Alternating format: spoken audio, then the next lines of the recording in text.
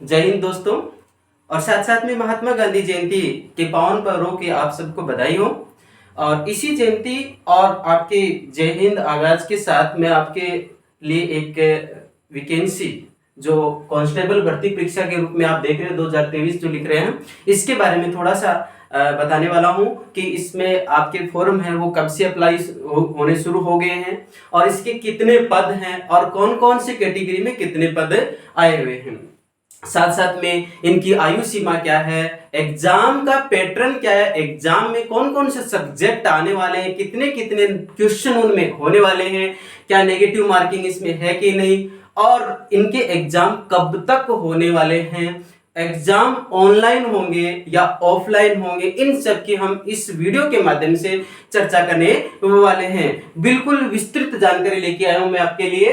देखिए, सबसे पहले फॉर्म कब से शुरू हो गए? फॉर्म हो गए 1/9/2023 से, यानी फॉर्म स्टार्ट हो गए हैं। अब फॉर्म आप अप्लाई कर सकते हैं और जल्दी करें। देखिए, 1 से 30 तारीख के मध्य फॉर्म आपको अप्लाई करना है। इसके बाद एग्जाम है वो कब होगा? इसका एग्जाम होगा दिसंबर 2023 में। मेरा विचार ये है कि इसका एग्जाम है वो दिसंबर के शुरू से ही शुरू हो जाएगा। जैसे दिसंबर शुरू होगी एग्जाम शुरू हो जाएगा, मेरा मानना है। इसमें कुल पद हैं 7,547 पद, बहुत अच्छे पद हैं। और इनमें से भी पुरुषों के लिए पद हैं 4,453 पद और महिलाओं के लिए हैं 2,491 पद अलग से सुरक्षित रखे हुए हैं। शेष जो पद हैं वो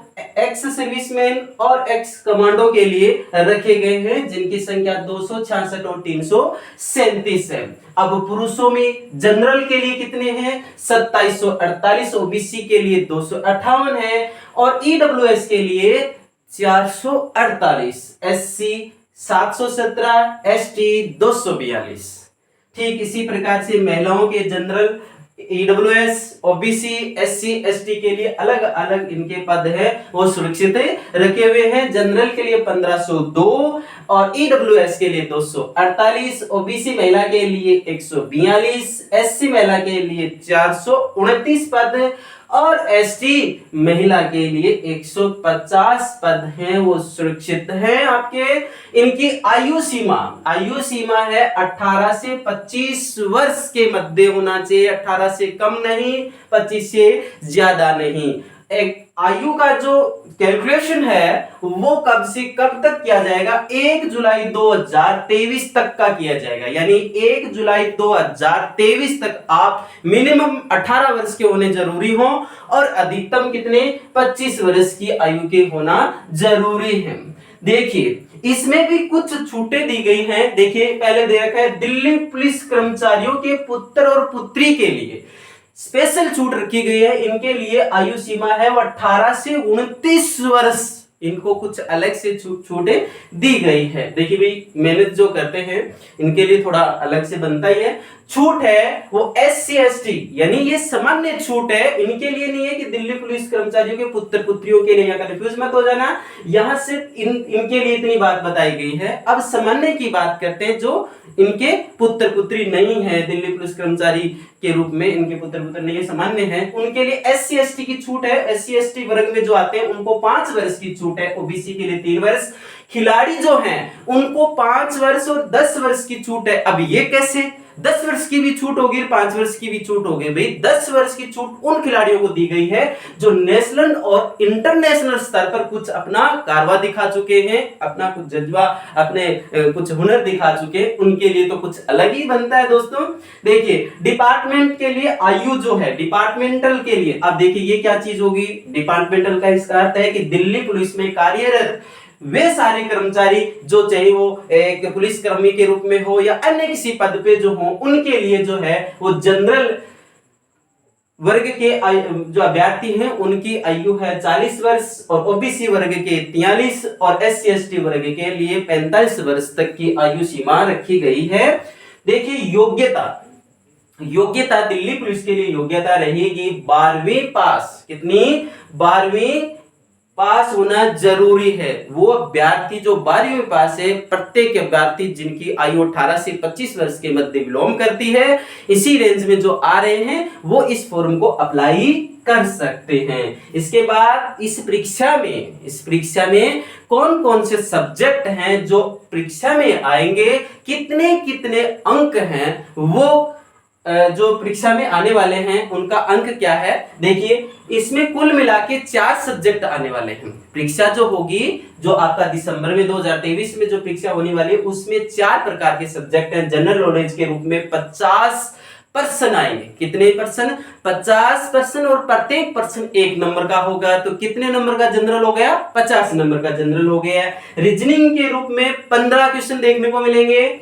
इसके साथ न्यूमेरिकल एबिलिटी अंक गणित से संबंधित, यानी ये अंक गणित आएगा। वो कितने क्वेश्चन आएंगे? उसके आएंगे 15 क्वेश्चन। देखिए, मैंने शायद हो सकता है कि रीजनिंग के आपको 15 बता दिए हूं, तो रीजनिंग के 25 हैं और न्यूमेरिकल एबिलिटी है जो है 15, यानी अंक गणित है वो 15 नंबर की आएगी। और ये आपको पता है कि कंप्यूटर जो है वो हर परीक्षा में आने लग गया है। इसमें वैसे भी अगर बताया नहीं जाए तब भी आप जानते ही हो कि ये तो आता ही है। और यहाँ के 10 क्वेश्चन जो बच्चा अच्छे से कर देता है, यानी ऊपर वाले के साथ साथ यहाँ वाले क्वेश्चन जो अच्छे से निकल जाते हैं, उनका सिलेक्शन तो श्योर है। लेकिन टेंशन मत लीजिए, आप ऐसा सोच के तैयारी करिए कि मेरा सिलेक्शन तो पक्का और किसी का हो या ना हो। देखिए, कंप्यूटर में कितने हैं? 10 क्वेश्चन कंप्यूटर के आएंगे। इस प्रकार से कुल मिला के पर्सन हो गए 100 ही नंबर का आपका पेपर होगा। लेकिन प्यारे अभ्यर्थियों, आपको यह ध्यान रखना है क्या कि इसमें माइनस मार्किंग है, वो भी कितनी? 0.25 माइनस मार्किंग है। 0.25 का मतलब है 1/4 की माइनस मार्किंग है। अर्थात 4 क्वेश्चन अगर आपके गलत हो गए तो वहां आपका 1 नंबर कट जाएगा, ये ध्यान रखना है। और एग्जाम जो टाइम है वो 90 मिनट का है, यानी आपको 1.5 घंटे के अंदर 90 मिनट के अंदर 100 क्वेश्चन अप्लाई करने हैं।